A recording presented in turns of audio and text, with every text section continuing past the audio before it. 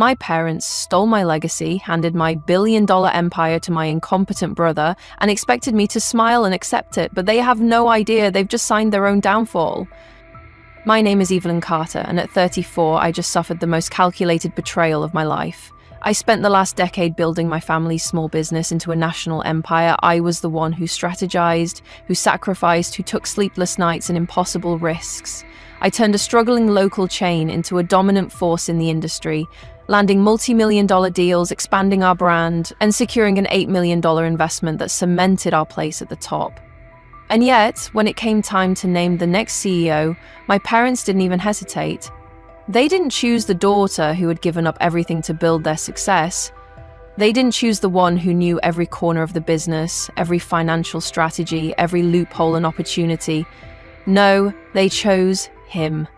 Nathan Carter, my younger brother, the golden boy, the family's pride and joy, the man who spent his 20s partying in luxury hotels, blowing through trust fund money, hopping from one failed business venture to the next, each one propped up and quietly buried by our parents. The same brother who once asked me, completely serious, if overhead costs meant paying for ceiling repairs. Nathan Carter, the new CEO of my empire. I sat at the long mahogany conference table, surrounded by executives, legal advisors, and my parents, as they delivered the news with the kind of polite indifference that stung more than outright hostility. "It's been decided," my father said, his tone calm, final, as if he hadn't just gutted me.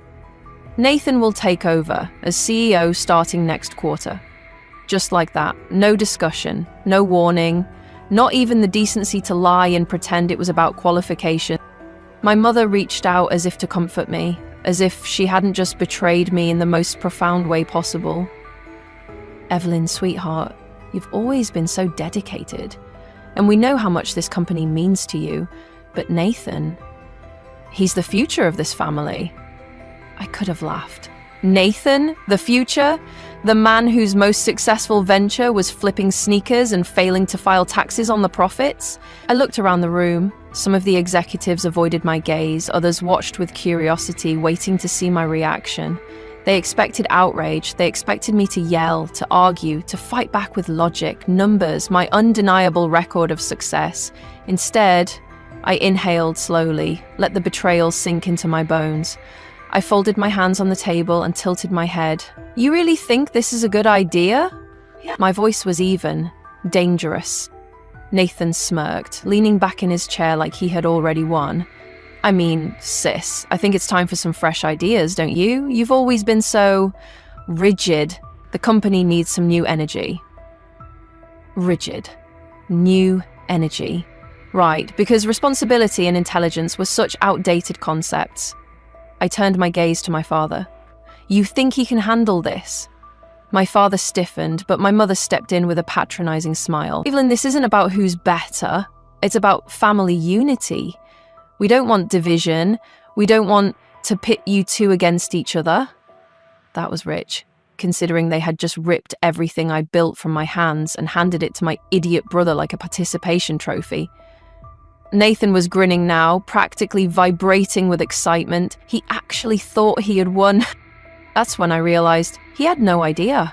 None of them did. They thought I was going to stay, that I was going to keep running the show behind the scenes while Nathan played CEO in name only. They expected me to take orders from him, to let him take credit for my work while I cleaned up his inevitable disasters. They thought I would accept this. I smiled. "Of course," I said smoothly, my voice betraying nothing. They relaxed. Nathan clapped a hand on my shoulder like we were suddenly best friends. "Glad you're being a team player, Evie. It's all gonna work out, you'll see." Evie. I hated that nickname, but I let it slide, because at that moment I wasn't thinking about my anger. I was thinking about my next move.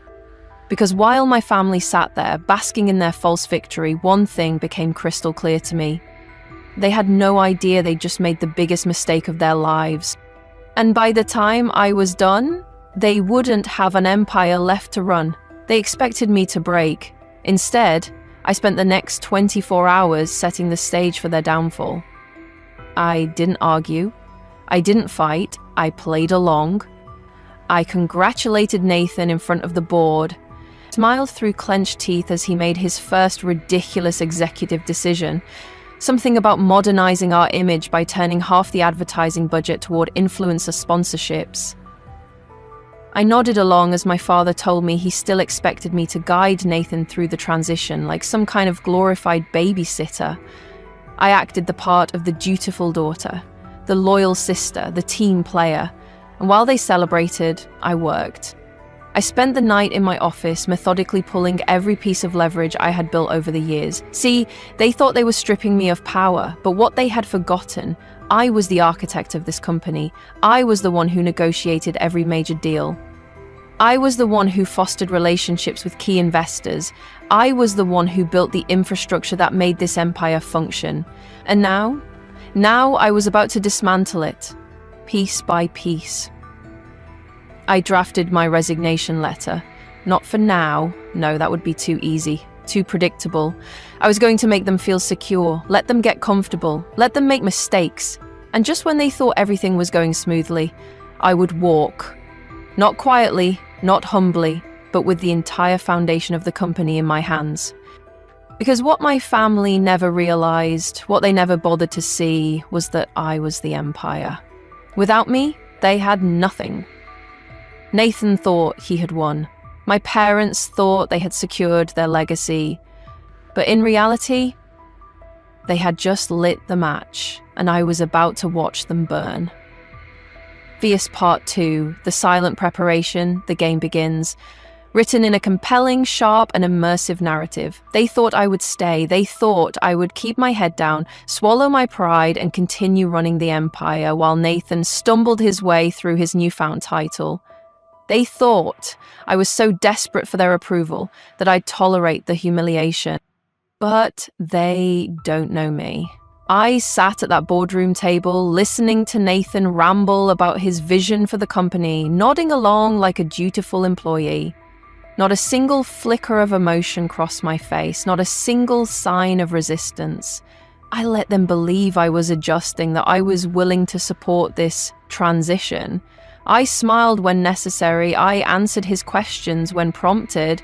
I even offered a few strategic pointers, small ones, harmless ones, just enough to make him think I was on his side. And while Nathan paraded around the office, testing his new authority like a child playing dress-up, I was already making my first move. Because if they thought I was going to sit back and watch my own empire crumble under his incompetence, they were dead wrong. Nathan was never built for this. He didn't have the instinct, the discipline, or the ruthlessness to handle the world of business. He had never fought for anything in his life. Everything had been handed to him. And now they had handed him something that required sharp edges and an iron spine. And what happens when you give a fragile man a throne too heavy for him to carry? He collapses under the weight. I just needed to give him a little push. The first step was simple: create chaos. Nathan needed to feel like he was in control, like he was making bold, revolutionary moves, like he was the visionary CEO he so desperately wanted to be. So I gave him exactly what he wanted. I started planting ideas, subtle suggestions, quiet whispers in the right meetings. I played the role of the wise older sister, gently nudging him toward opportunities that would put him in over his head. A major expansion into international markets would establish you as a forward-thinking leader, I mused one afternoon, casually flipping through a report as if I hadn't already spent weeks analyzing the financial risks. Nathan, desperate for validation, latched onto the idea like a starving dog. He called an emergency strategy meeting the very next day, pitching it as his biggest move yet. The board was hesitant, our financial advisors were concerned, but Nathan, he was already convinced he was a genius, and just like that, he committed millions of dollars to an expansion we weren't ready for. Step 1, complete. Next, I had to cut off his safety net. Nathan had never faced consequences before. Every mistake he had ever made had been cleaned up behind the scenes, swept under the rug by my parents, by their money, by their influence. But this time, there would be no one to save him. I made sure of it. I started with the investors, the people who trusted me, not him. I met with them privately. under the guise of keeping them updated on the company's progress. I didn't directly tell them to pull their money. I didn't have to. I let them see the uncertainty, the instability, the lack of leadership. I let them come to their own conclusions, and one by one they started pulling back. Not enough to raise immediate alarms, not yet. Just enough to cause tension, to make the board uneasy, to plant doubt in my parents' minds. Doubt is a virus. It starts small, invisible, then it spreads. And before you know it, it's too late to contain.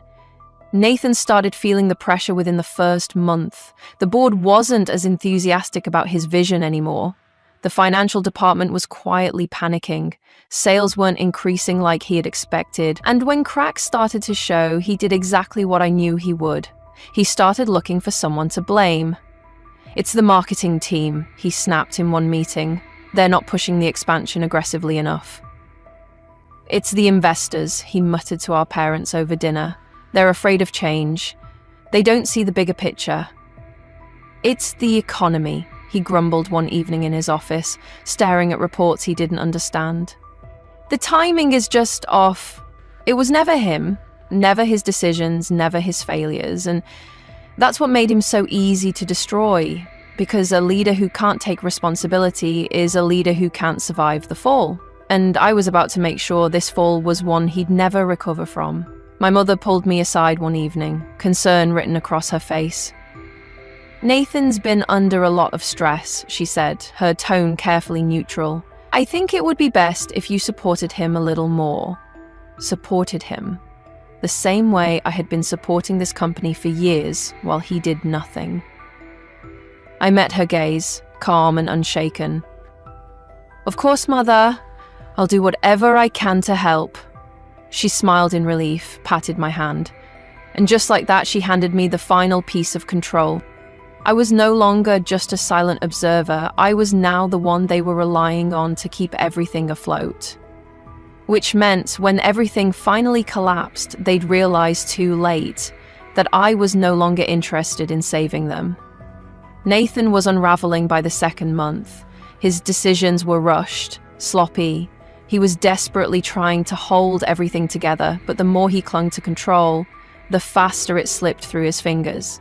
He was losing respect, losing trust, losing grip. I watched from the sidelines, waiting for the perfect moment to deliver the final blow, and then, finally, it arrived. A deal.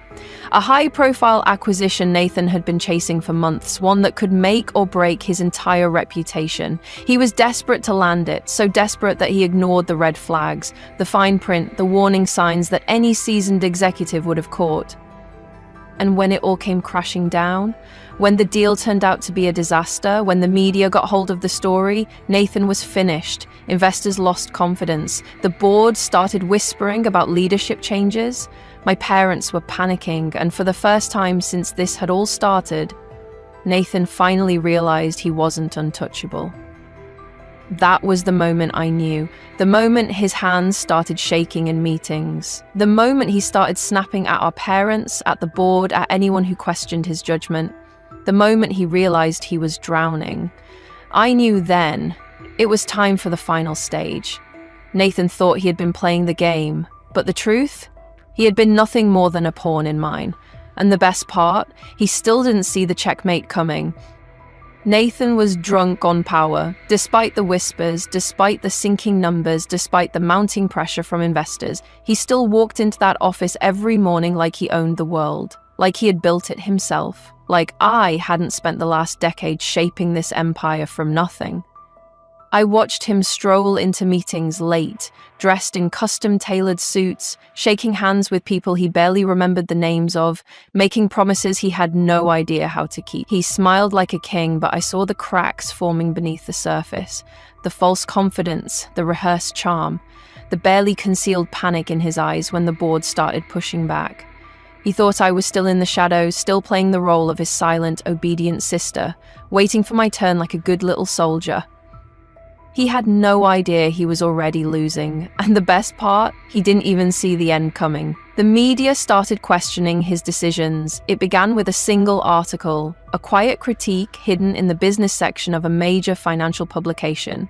Nathan Carter's Risky Leadership, Visionary or In Over His Head. I read it over my morning coffee, a slow smile curling at the corner of my lips. The journalist had done their research. They had dissected every move he had made since taking over, pointing out inconsistencies, miscalculations, reckless spending. They called his recent expansion strategy a high-stakes gamble with no clear return. They weren't wrong. Nathan dismissed it, of course. "It's just noise," he scoffed when one of the board members brought it up. "They'll see results soon enough." They wouldn't, because there were no results coming. Only failure, and I had made sure of that. Nathan's arrogance made him sloppy.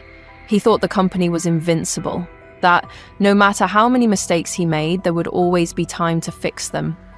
But in business, there's no such thing as mercy, not in my world. I watched as he sank millions into unnecessary projects, flashy marketing campaigns, useless rebranding initiatives, lavish executive retreats. He didn't understand that growth isn't about spending, it's about strategy. He was throwing gasoline on a fire, and he didn't even realize he was the one burning. My parents tried to reassure him. "You're doing fine, Nathan," my mother murmured one evening at dinner, squeezing his hand. "These things take time. You just need to push harder," my father added, ever the businessman, still convinced his son had some hidden potential waiting to be unlocked. "Stay aggressive, show them who's in charge." I hid my smirk behind my wine glass. Nathan was already doing exactly that, pushing. And soon he'd push himself right off the edge. I gave him just enough rope to hang himself. When he proposed a massive acquisition deal, one that was far beyond our financial capabilities, I didn't object, I agreed. "It's bold," I said, tilting my head thoughtfully during the meeting. "But if anyone can pull it off, it's you." His ego ate it up like a starving dog. The board hesitated. The CFO voiced concerns, but Nathan, he was too far gone. "This is the move that's going to define my leadership," he declared, standing at the head of the table like some war general about to charge into battle. "This is the deal that's going to prove all the doubters wrong." I almost laughed. He didn't realize he was the biggest doubter of them all. Desperation was dripping from his every move. He needed this win. He needed something to justify the months of failure, the plummeting stock, the loss of investor confidence. So he pushed forward, ignoring every red flag, ignoring every warning sign, ignoring the fact that the company he was trying to acquire was a financial black hole. And when the ink was dry, when the contracts were signed, that was the moment he lost everything. The fallout hit fast. Within 2 weeks, the stock price crashed. Investors were pulling out faster than he could convince them to stay. The media turned vicious. The same publications that had once called him a bold new leader were now eviscerating him in headlines. Nathan Carter's empire in crisis. Can he survive the backlash? Reckless spending and poor leadership. Where did Carter Industries go wrong? The fall of a CEO, how one bad deal destroyed a legacy. And Nathan was drowning. I watched him spiral in real time. The late-night meetings, the frantic phone calls, the desperate attempts to shift blame onto anyone but himself. "It's the legal team's fault for missing the fine print," he snapped at his assistant one evening. "It's the finance department's fault for not warning me earlier," he spat at the CFO. "No, Nathan, it's you." And soon everyone else was starting to see it too. My parents panicked. They saw the walls closing in, the empire they had handed to their golden son crumbling right before their eyes, and suddenly, they weren't so sure anymore. This isn't what we expected," my mother murmured one evening, wringing her hands as she paced in my office. He's struggling." "He just needs time," my father muttered. Though even he didn't sound convinced anymore. I leaned back in my chair, watching them with cold amusement. "Time won't fix incompetence," I said simply. They flinched. For the first time, they were afraid of what they had done, afraid of what I might do, because they knew, deep down, they knew that they had chosen wrong. And I wasn't going to save them this time. Nathan was unraveling faster than they could patch him back together. And the best part? He still had no idea why. He still thought this was just bad luck, a rough patch, a temporary setback. He didn't realize this wasn't a storm passing through. This was a calculated demolition, and the only thing left to do was watch him fall. Nathan's fall was inevitable. He just didn't know it yet. For weeks, I watched the chaos unfold from a front row seat, feigning concern in board meetings while suppressing the satisfaction curling in my chest. Every desperate move he made, every weak attempt to stabilize his crumbling empire only tightened the noose around his neck. And the best part? He still thought he had time. But time wasn't his to bargain with anymore. Because I was about to take everything. Nathan had always underestimated me. That was his first mistake. But his biggest mistake, thinking that I hadn't been planning my revenge since the moment they handed him the throne that was meant for me. My plan wasn't rushed. It wasn't reactionary. It was meticulous, precise, designed to make sure when he finally fell, there was no getting back up. And now the time had come to pull the trigger. The first step was severing his support. Nathan was arrogant, yes, but he wasn't completely blind. He knew he was losing control, and in his desperation, he leaned on the only people he thought still believed in him, our parents. So I made sure they didn't. I started small, a carefully placed suggestion to our mother that maybe Nathan was in over his head. That perhaps the weight of the company was too much for him to handle. She dismissed it at first, of course, brushed it off as another learning curve in his leadership. But doubt is a slow poison, and I made sure she drank every last drop. Leaked documents showing Nathan's reckless financial decisions, secret meetings with investors he had desperately tried to keep from them, private conversations where board members openly questioned his competence. I spoon-fed my parents just enough information to make them see the cracks forming beneath his carefully crafted image. And then I let the press do the rest. The second step was making sure the board turned against him. The acquisition disaster had already put them on edge, but Nathan still had allies, people who clung to the idea that he could recover, that the company wasn't beyond saving under his leadership. I couldn't have that, so I gave them a reason to jump ship. It started with whispers, questions planted in the right ears, concerns raised in hushed conversations over late-night drinks. A fabricated email leaked to a journalist suggesting that Nathan had been doctoring financial reports to cover the company's losses. Was it true?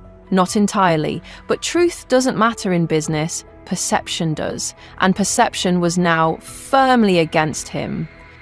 By the time the board called an emergency meeting, Nathan was already a dead man walking. The final step?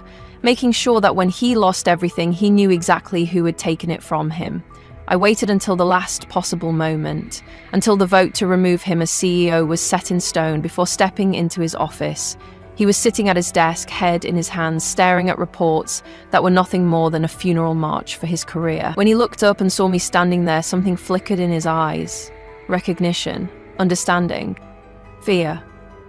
"Evelyn," he muttered, voice hoarse. "You don't have to do this." I tilted my head, feigning innocence. "Do what, Nathan?" His jaw clenched. "You think I don't know? You think I don't see what you've been doing?" I stepped closer, watching as he stiffened. "You mean watching you destroy yourself?" I let the words settle. "That's not on me, Nathan. That's on you. You set me up," he spat. "You made them turn against me." I laughed. Actually laughed. "You did that all on your own." He surged to his feet, slamming his fists against the desk. "I'm the CEO of this company. They can't just push me out." I smiled. "They already have." The color drained from his face. I slid the official termination document across the desk, watching as his hands trembled when he picked it up. His fate, written in black and white, signed by every board member, including our parents. He read it once, twice, then lifted his eyes to mine. "You think this makes you the winner?" His voice was low, dangerous. "You think this is over?" I leaned in, just enough for him to hear the final nail being hammered into his coffin. "Nathan," I murmured, my smile sharp as glass, "you haven't even seen how far you're about to fall." Nathan's downfall wasn't immediate. It wasn't some dramatic collapse in the middle of a boardroom. It was slow, agonizing, the kind of downfall that dragged him through the mud before leaving him with nothing but the wreckage of his own arrogance. I didn't need to lift a single finger after that final conversation in his office. Once the board removed him as CEO, the rest happened naturally. Like dominoes, one by one, everything he had clung to started to fall. The press had a field day. From heir to disaster, Nathan Carter ousted from his own company. The headlines were brutal, unrelenting.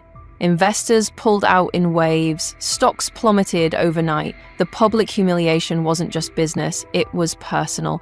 Every whisper, every snide remark, every look of pity he received, they chipped away at whatever was left of his pride until there was nothing left.